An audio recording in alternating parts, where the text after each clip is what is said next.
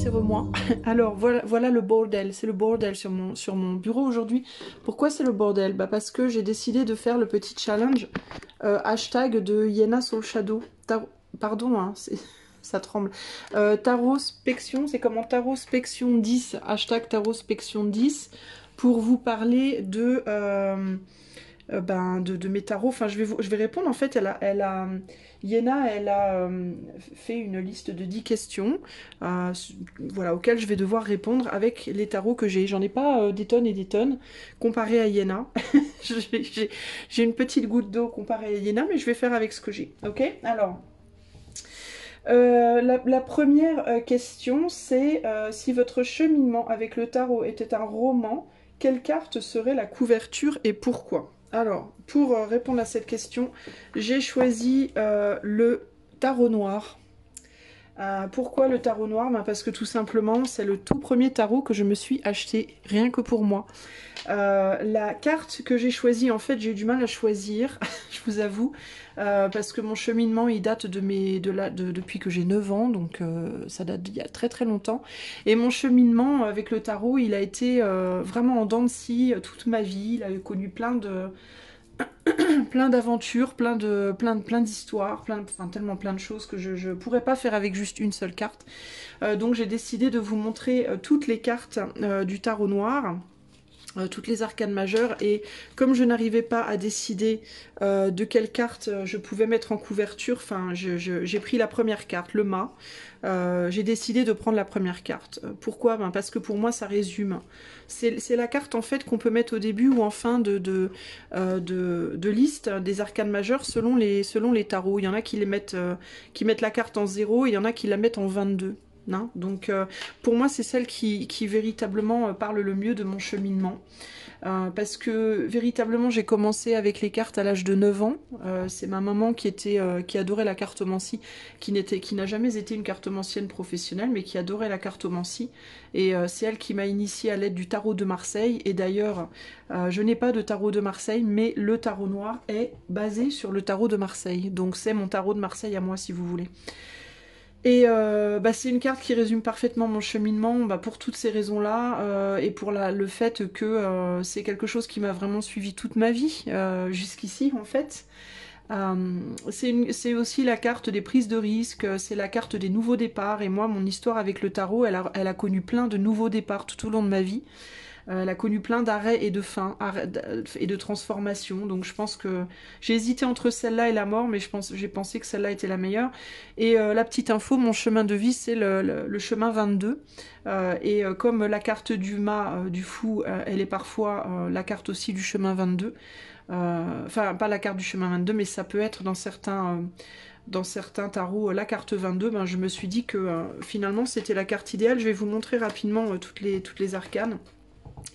Donc ça c'est le battleur, elles sont très très belles et elles suivent véritablement le tarot de Marseille relooké en mode à l'ancienne, hein, la papesse, l'impératrice. C'était mon tout premier tarot, ça. L'empereur, je suis littéralement tombée amoureuse de ce tarot la première fois que je l'ai vu, et j'ai mis du temps à pouvoir me le procurer. Mais je me suis promise que j'y arriverais et je l'ai fait. Le chariot. En fait, j'ai essayé de repasser, de mettre toutes les cartes devant moi et de regarder le cheminement et de me dire laquelle je prends pour résumer, mais j'ai absolument pas réussi à résumer.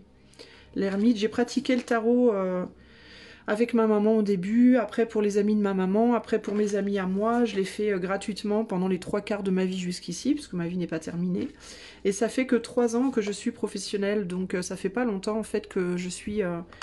que j'en ai fait mon métier, mais j'ai pratiqué la cartomancie, la runomancie aussi, vraiment toute ma vie en fait, mais j'ai travaillé dans plein d'autres boulots, hein. J'ai fait plein d'autres jobs durant ma vie, mais ça a toujours été là en fait dans mon environnement, mais ça n'a jamais été aussi fort que maintenant. Voilà, la lune, le soleil, le jugement et le monde. Voilà. Donc ça, c'était les arcanes majeures. Donc pour moi, pour répondre à la question, ce serait le mât. Voilà, je pense que ce serait le mât, pour toutes les raisons indiquées précédemment. Alors la question numéro 2, si vous pouviez Si vous pouviez mélanger 2 jeux de tarot pour créer votre deck ultime, lequel choisiriez-vous? Alors j'étais incapable de choisir. J'étais incapable de choisir, alors j'ai décidé que ce serait le tarot, mon tout premier tarot et mon tout dernier tarot. Ce serait le deck ultime parce que tous les autres tarots étaient entre ces deux-là. Hein. Ça, c'était vraiment le tout premier que je me suis acheté. Ça, c'est le tout dernier que je viens de me, prendre, de me procurer. Et entre les deux, il y en a eu plein d'autres. Certains que j'ai achetés, d'autres qui m'ont été offerts. D'ailleurs, je tiens à remercier de tout cœur les personnes qui m'ont offert au long de mon parcours de youtubeuse des tarots, des oracles ou d'autres choses d'ailleurs. Merci beaucoup, beaucoup pour votre soutien. Et en fait, je me rends compte que c'est intéressant parce que j'ai le tarot noir, et ça c'est le tarot Gustave doré, et le tarot noir est noir et doré. Donc au final, je trouve que c'est parfaitement adapté. Alors évidemment, les mélanger, c'est improbable, ils sont radicalement différents, hein, comme vous pouvez le constater. On n'est pas exactement dans le même esprit, on est sur quelque chose, même au niveau des dessins, de plus enfantin ici, et ici de beaucoup plus abouti en termes de détails et de réalisme. Alors peut-être que ça peut aussi résumer mon évolution en tant que, je vais pas dire tarologue, parce que pour moi, tarologue, faut être vachement calé dans le tarot, mais je sais pas si je suis aussi calée que ça, mais bon, en tout cas, c'est plus abouti au niveau du tarot doré, hein, dont les dessins sont beaucoup plus, il y a grave plus de détails. On reste dans quelque chose étrangement quand même d'assez sombre, ce qui est intéressant parce que je suis pas une personne sombre, enfin je pense pas être une personne sombre. On passe de quelque chose de plus coloré à quelque chose de beaucoup plus noir et blanc ici, concrètement. C'est intéressant, ouais, je sais pas, c'est étrange. Peut-être de par l'expérience de vie, je suis plus... je crois que quand j'ai acheté ce tarot-là, ça fait quoi? Ça fait 4 ans, 5 ans que je l'ai, celui-là, je crois. Ouais, quelque chose comme ça. J'étais un peu plus jeune, quoi. Bon, j'ai vieilli. Mais en tout cas, voilà, c'est les tarots que je mélangerai là, à l'heure d'aujourd'hui. Mais moi, je suis hyper changeante, alors... C'est dur pour moi, en fait, de répondre à ces questions. C'est rigolo, mais c'est dur parce que... moi, je change tout le temps, en fait. Je change tout le temps d'avis et je change tout le temps de plein de choses. Donc, du coup, c'est difficile pour moi de me focaliser vraiment... Enfin, de dire... Là, je pourrais vous dire ça, là, maintenant, mais après, ça pourrait changer demain. Enfin, bon, bref. La troisième question, y a-t-il un jeu de tarot avec lequel vous n'accrochiez pas au départ, mais qui a fini par vous séduire, et qu'est-ce qui a changé votre perspective? Le tarot Urban que je viens d'utiliser dans ma dernière vidéo. Je n'accroche, j'ai toujours du mal, je vais être sincère, j'ai toujours du mal à accrocher. Hein. Je le trouve très froid, je trouve que c'est un tarot extrêmement froid.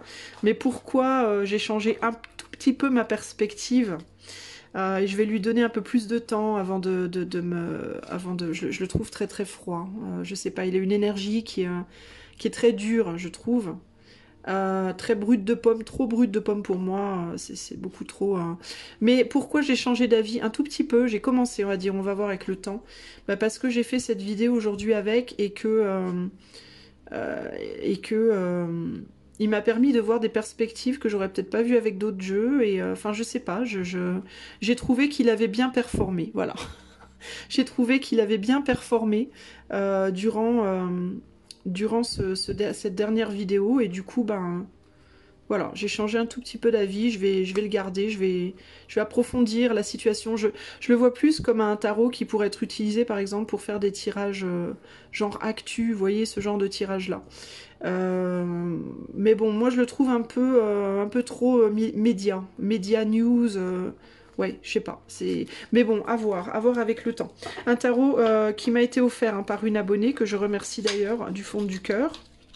Voilà, c'était très gentil. Le Urban Tarot. Question numéro 4. Si vous pouviez réellement entrer dans le monde d'une carte de tarot pendant une journée, dans l'univers de laquelle plongeriez-vous? Alors, ce serait une carte du Golden Tarot de Cat Black que j'adore. Alors, ce tarot-là, vraiment, je le surkiffe. Et ce serait The Star. Pourquoi je voudrais rentrer dans le monde de cette carte? Simplement pour aller explorer pour aller explorer les environs, la richesse des... C'est pas pour la fille devant, bon voilà, moi je suis totalement hétéro, donc ça m'intéresse pas trop. Mais surtout, moi c'est l'environnement. J'aime beaucoup l'environnement de la carte et en fait, quand j'ai regardé la carte en premier en me disant ouais celle-là me tente bien, je me suis dit je pourrais prendre plein de photos. Pas d'elle, hein, mais le paysage, les animaux, je sais pas, tout ce que je pourrais trouver, les maisons, tout ça. Je me suis dit, je pourrais prendre plein de photos et ce serait trop cool. Donc voilà la raison. Ensuite, d'ailleurs, j'espère que je vais pas me faire striker pour vous avoir montré une carte avec la nudité. Oh my god. Peut-être que je vais rajouter des petits carrés noirs là-dessus. Alors, la question numéro 5. Dans vos tirages, quelle carte trouvez-vous la plus changeante et versatile à interpréter? Alors là, j'ai choisi... non, c'est pas celle-là. Ah non, c'est pas celle-là, c'est là. C'est ici, j'en ai deux. La justice et le jugement, j'ai choisi des cartes du Lux Ex Ombra, qui est un tarot aussi qui m'a été offert pour mon anniversaire et que j'adore. Très très beau tarot. Je l'utilise pas souvent parce que j'ai du mal à me connecter avec, malgré que j'adore l'esthétique de ce tarot. Mais celui-là, par contre, voilà, je le garde précieusement parce que l'esthétique me plaît grave. Mais c'est vrai qu'au niveau... C'est intéressant, comme avec certains jeux de tarot ou d'oracle d'ailleurs, j'adore l'esthétique, mais quand je les ai... bah j'ai du mal, je ne sais pas pourquoi. En tout cas, les deux cartes, donc la question c'était quoi, patron? Alors les plus changeantes et versatiles à interpréter, la justice et le jugement pour moi. Je sais jamais trop comment les interpréter. Je sais ce qu'elles veulent dire, mais j'ai toujours du mal à les interpréter. Je ne saurais pas dire pourquoi, mais c'est les deux cartes dans lesquelles je suis toujours un peu dans un état un peu space quand je dois les interpréter. Alors peut-être parce qu'on parle la justice, ben, on ne sait jamais trop si faut se positionner du point de vue de la justice des hommes ou de la justice divine. Alors certains vont dire oui, mais la justice divine, ça sera plus le jugement et la justice plus la justice des hommes. Bah moi je sais pas, il y a certains tirages dans lesquels ça swap, ça change de parfois de siège. Donc c'est pas toujours facile pour moi à interpréter. Puis ces deux cartes qui d'une certaine manière me donnent un sentiment de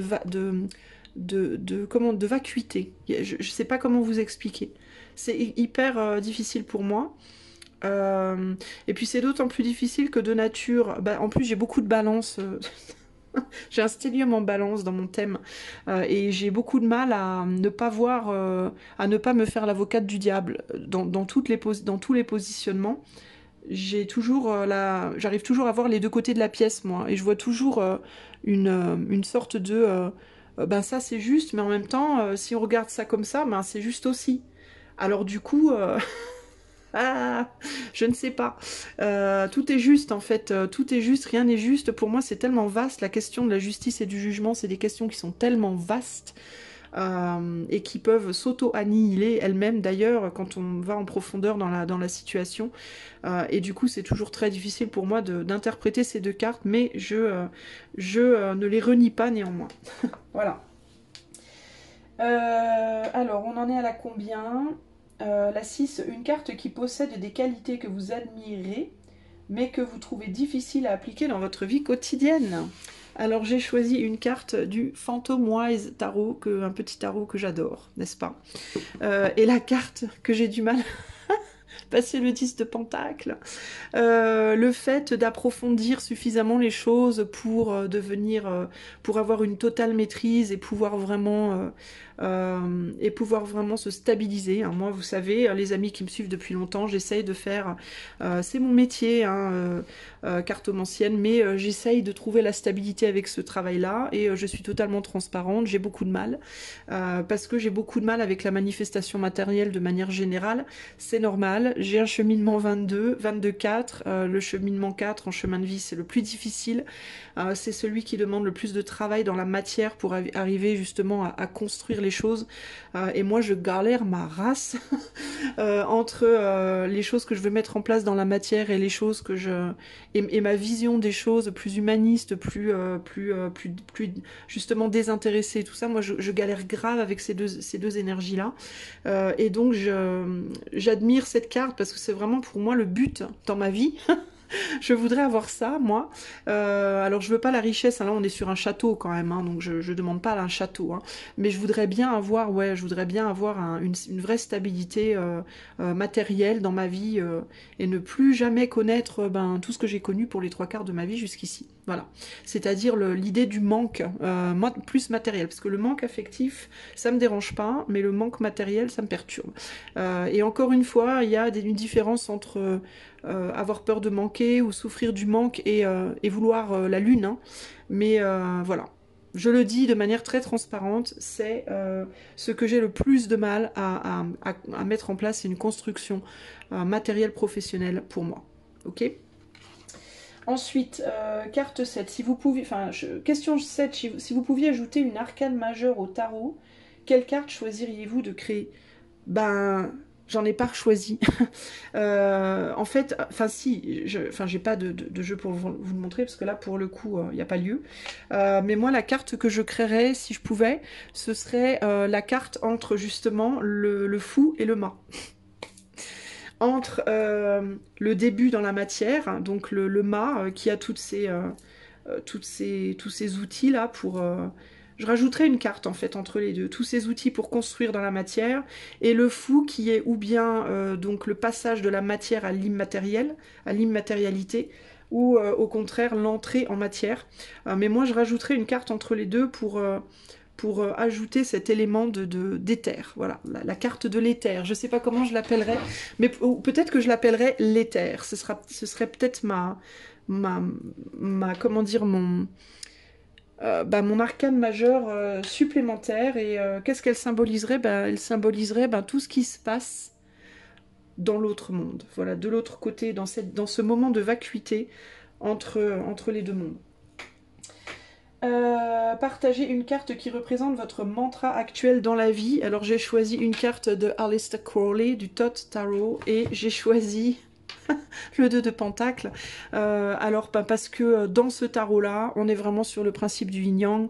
Mon mantra dans la vie en ce moment, c'est as above, so below, as below, so above. Donc ce qui est en haut est comme ce qui est en bas, ce qui est en bas est comme ce qui est en haut. Et voilà, encore cette idée de balance, encore cette idée de dualité, cette idée de polarité. Et voilà, mon mantra en ce moment dans la vie, c'est de vraiment... je me dis que tout ce qui est en bas est comme ce qui est en haut et vice versa, et que je suis en train d'étudier le Kybalion en ce moment dans ma vie, voilà, en gros.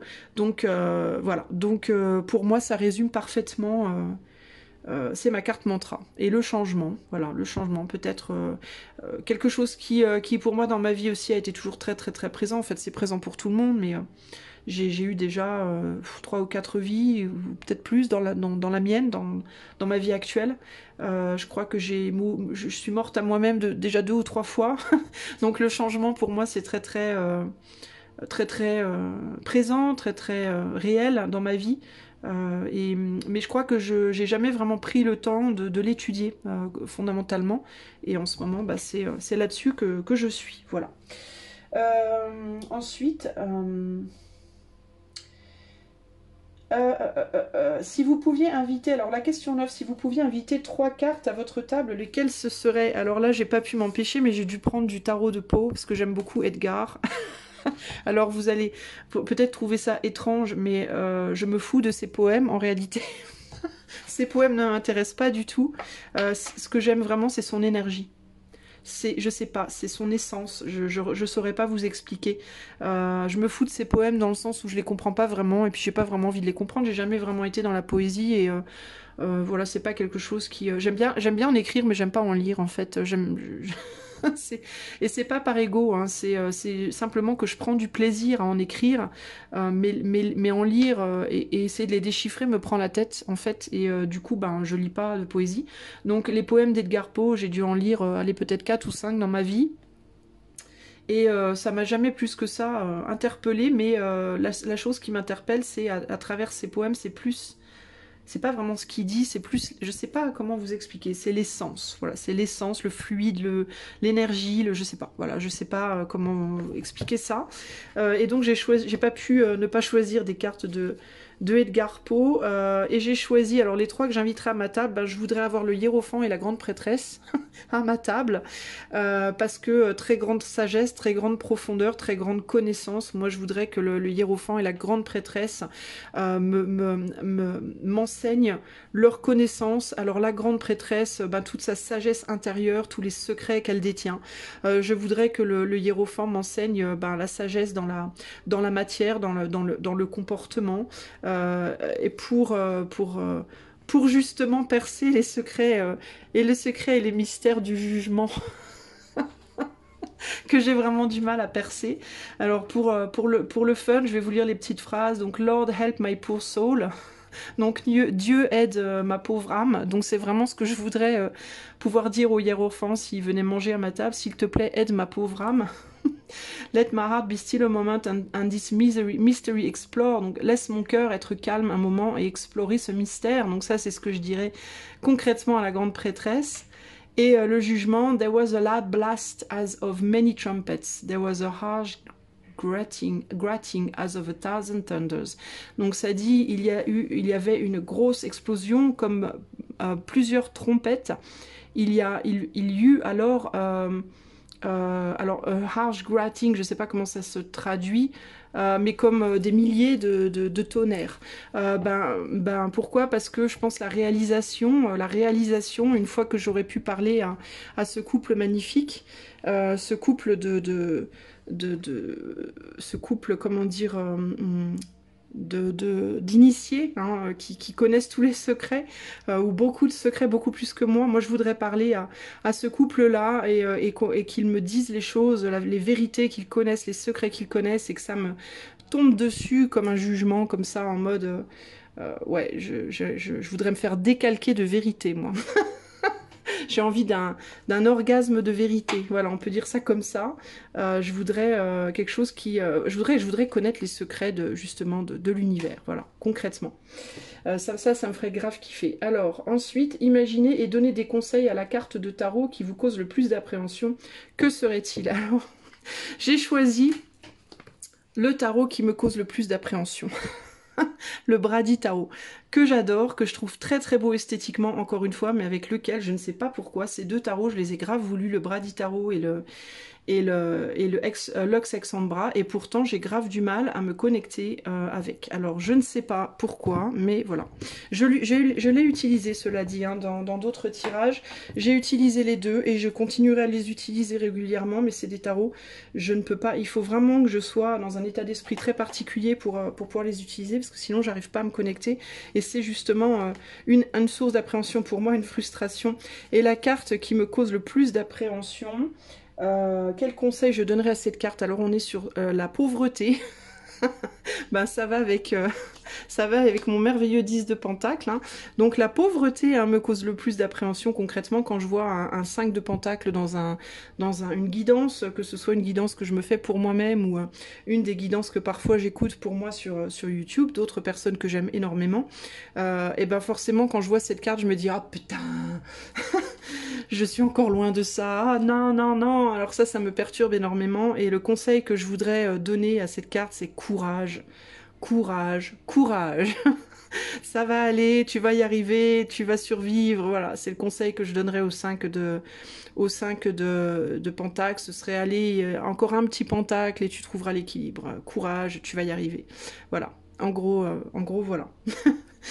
Bon ben voilà, j'espère que ce petit challenge vous aura fait découvrir quelques tarots, vous aura pseudo intéressé, c'est un peu 36-15 ma life, mais bon, voilà, ça change un peu, j'avais envie de le faire parce que je trouvais ça rigolo, ça change un petit peu de ce qu'on fait sur YouTube, des guidances habituelles, etc. Bien que j'essaye d'être plus ou moins créative dans les guidances que je vous propose, j'avoue que c'est pas toujours facile de trouver des nouvelles idées.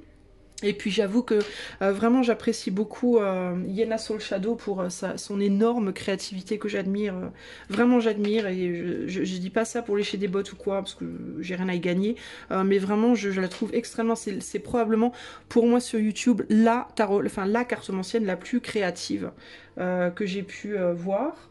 Après, je regarde pas toutes ces vidéos parce que toutes ces vidéos ne m'intéressent pas forcément, mais les quelques vidéos que j'ai vues en tout cas. Et alors le truc sur Rimbaud, mais alors un chef-d'œuvre. Je vous recommande, si vous n'avez pas été voir sa vidéo sur Arthur Rimbaud, vraiment je vous recommande d'aller voir. Pour moi qui ne suis pas une fan de poésie, j'ai été passionnée par la vidéo, donc je vous recommande d'aller la voir. Et les personnes ben, qui, comme moi, font des guidances sur YouTube, ben, allez-y, partagez. Partagez, participez, parce que c'est intéressant, c'est fun. Et je vous avoue que ça m'a fait comprendre des choses aussi, le fait de faire ces petites questions-là, ne serait-ce que pour moi, ben, par rapport aux choix que je fais. Et je vais d'ailleurs méditer encore un peu sur les choix après la vidéo, là. Mais ça me fait réaliser des choses qui sont intéressantes. Donc voilà.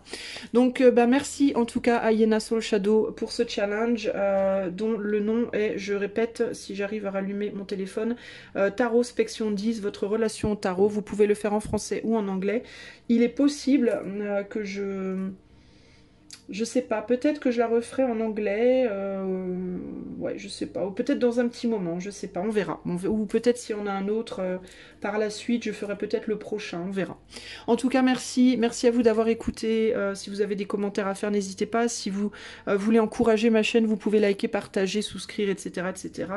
Enfin, vous abonner, pas souscrire. Et puis, si vous voulez une guidance privée, vous savez où me trouver. Vous allez dans les commentaires, il y a le lien de mon site. Je vous fais des gros bisous et je vous dis à bientôt. Ciao, ciao.